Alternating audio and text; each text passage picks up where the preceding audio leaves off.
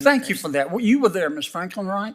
You weren't there? No, Senator. Okay, well, was when not you there. when you both get there, I wish you would talk to your colleagues over there.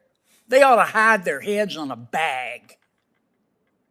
They're in charge of protecting American civil liberties and privacy, and it doesn't matter who you are. And they sat there sucking on their teeth like a bump on a log and never said a word. Hey everyone. Today we're diving into a seriously juicy government hearing that's got everyone talking. Senator Kennedy just put some nominees through the ringer, and trust me, you're gonna want to hear this. I don't understand. Do you believe it's true or not true? So I haven't read the Steele dossier, but from the news reports, it sounds like there may be falsehoods in it. But again, I don't have personal knowledge of it. Ms. Frank, do you believe it's true or not true? I believe that the Inspector General of the Justice Department found significant problems in 3 reports, including 17 significant errors or omissions in the FISA applications regarding Carter So you believe Page. it's not true? I believe that the Inspector General found these errors and omissions, which are highly Do you concerning. agree with the Inspector General? I find the Inspector General's report very convincing, yes. Okay. So you don't believe the Steele dossier is true?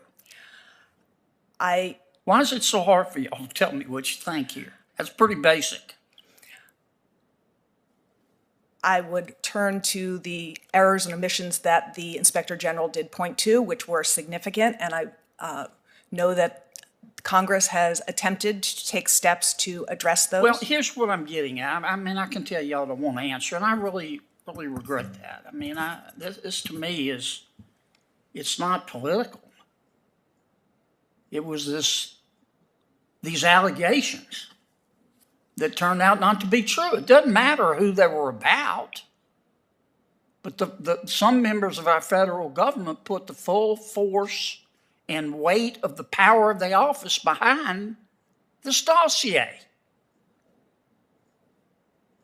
And it didn't matter who they were. And I can't believe you can't agree with me that it's not true. I mean, there have been 3 inspectors general reports.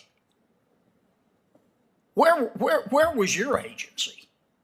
Did anybody at your agency stand up and say, wait a minute, before we make all these allegations on the basis of the Steele dossier, shouldn't we check whether they're true? I mean, FBI Director Comey sold this thing for 5 years.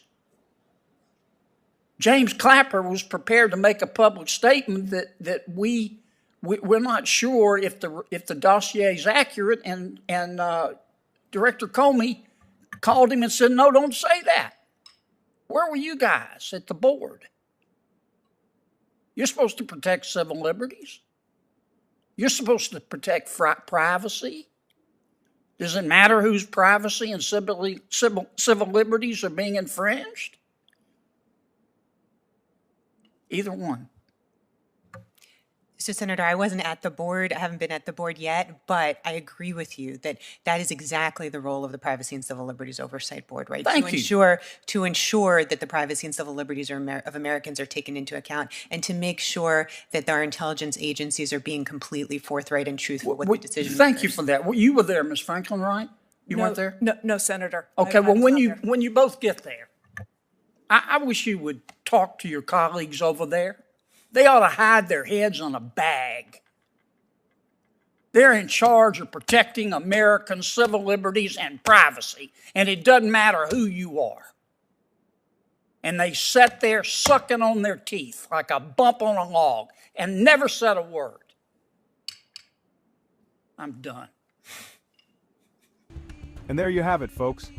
10 key takeaways from a hearing that was anything but boring.